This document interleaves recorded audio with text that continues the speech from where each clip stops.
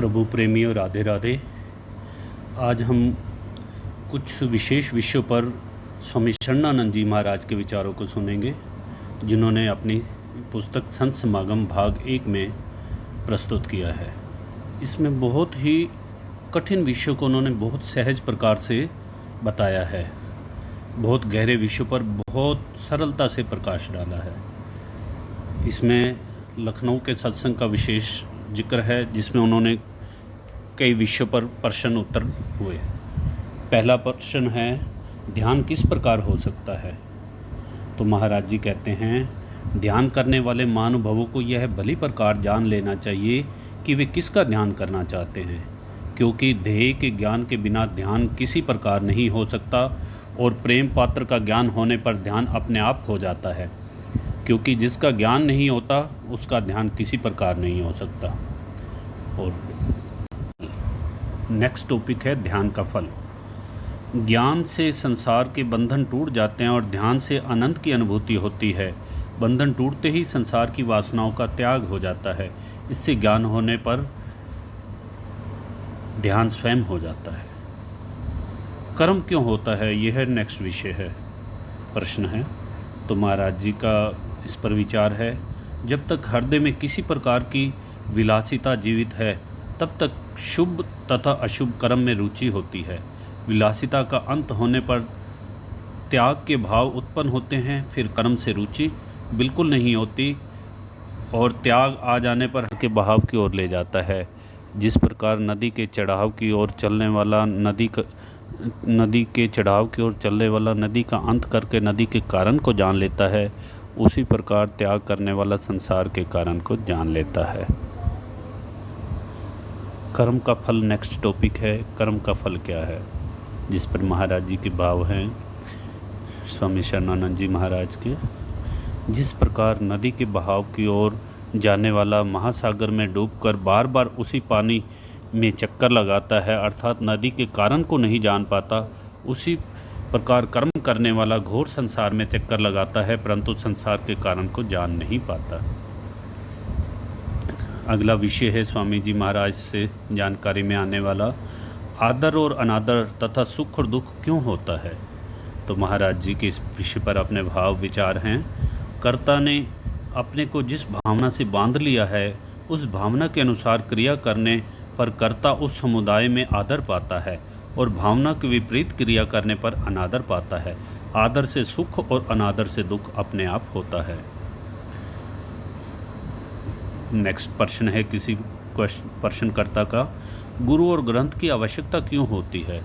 तो महाराज जी अपना भाव बताते हैं, अपने कर्तव्य का यथार्थ ज्ञान करने के लिए गुरु और ग्रंथ की आवश्यकता होती है। फिर वो प्रश्नकर्ता फिर आगे प्रश्न करते हैं कि गुरु और ग्रंथ के बिना कर्तव्य का ज्ञान नहीं हो सकता क्या। इस पर महाराज जी का अपना जवाब देते हैं, गुरु और ग्रंथ के बिना भी कर्तव्य का ज्ञान हो सकता है, यदि कर्ता को कर्तव्य के ज्ञान के लिए सच्ची व्याकुलता उत्पन्न हो जाए। जिसको व्याकुलता उत्पन्न नहीं होती, उसको बाहरी सहायता लेने की आवश्यकता है। अगला विषय है महाराज जी के समक्ष, व्याकुलता उत्पन्न होने पर कर्तव्य का ज्ञान कैसे होता है। इस पर स्वामी जी अपना जवाब देते हैं कि व्याकुलता अग्नि के समान है, अतः वह सब प्रकार के विकारों को जला देती है और हृदय आदि को शुद्ध कर देती है। हृदय के शुद्ध होने पर कर्तव्य का यथार्थ ज्ञान हो जाता है। जिस प्रकार साफ़ की हुई मिट्टी ही दूरबीन का कांच है, जिससे बहुत दूर तक दिखाई दे देता है, बिना साफ़ की हुई मिट्टी से नहीं, उसी प्रकार अंतःकरण आदि के शुद्ध होने से कर्तव्य का ज्ञान दिखाई दे देता है। ऐसे महापुरुष विचारशील पुरुष को गुरु और ग्रंथ की आवश्यकता नहीं होती। नेक्स्ट प्रश्नकर्ता का प्रश्न है, कर्तव्य पालन करने के लिए क्या लाभ, कर्तव्य पालन करने से क्या लाभ होता है। तो महाराज जी कहते हैं, कर्तव्य पालन करने पर कर्ता अभय हो जाता है, अर्थात बंधन से छूट जाता है और किसी प्रकार का दुख शेष नहीं रहता। गरीबी सदा के लिए मिट जाती है। करने से छूट जाता है, सीमित भाव का अभाव हो जाता है। आगे प्रश्न है, वैराग्य क्या है महाराज जी। इस पर महाराज जी कहते हैं, संसार से सच्ची निराशा आ जाने पर जीवन में मृत्यु का अनुभव हो जाता है, यही वास्तव में वैराग्य क्या है। अभ्यास क्या है, किसी प्रश्नकर्ता ने ये पूछा, तो महाराज जी ने कहा कि अपने को सब ओर से संसार से हटा लेना ही अभ्यास है। और फिर वो प्रश्नकर्ता पूछते हैं कि महाराज जी अभ्यास से लाभ क्या होता है। तो महाराज जी कहते हैं जो अपने को सब ओर से हटा लेता है वह अपने में ही सब कुछ स्थायी आनंद पा लेता है। संसार का स्वरूप क्या है, इस विषय पर महाराज जी कहते हैं इंद्रिय जन्य ज्ञान का सद्भाव होने पर संसार सत्य मालूम होता है, बुद्धि जन्य ज्ञान होने पर संसार असत्य मालूम होता है। और नंबर 3, अनुभव जन्य ज्ञान से संसार का अभाव हो जाता है। अतः सत्य असत्य और अभाव से संसार के 3 स्वरूप मालूम होते हैं। नेक्स्ट विषय है इंद्रियजन्य ज्ञान का सद्भाव क्यों होता है। तो महाराज जी कहते हैं विषयों का राग होने पर इंद्रियजन्य ज्ञान का सद्भाव होता है। नेक्स्ट वर्षन है बुद्धिजन्य ज्ञान का सद्भाव क्यों होता है। तो महाराज जी कहते हैं विषयों का राग मिटने पर अर्थात विचार पूर्वक वैराग्य होने से बुद्धिजन्य ज्ञान का सद्भाव होता है। वैराग्य उसी समय तक जीवित है जब तक किसी न किसी प्रकार का राग है। राग समूल मिटने पर वैराग्य अपने आप मिट जाता है। राग और वैराग्य के मिटते ही अनुभवजन्य ज्ञान का सद्भाव हो जाता है।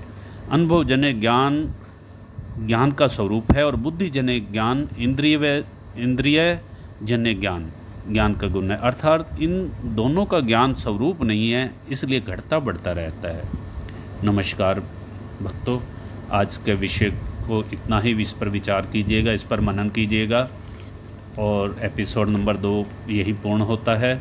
और आप सभी भक्तों से निवेदन है कि चैनल को लाइक और सब्सक्राइब ज़रूर करिएगा, जिससे हम इस विचारधारा को आगे और बढ़ा सकें और सब लोग इसका लाभ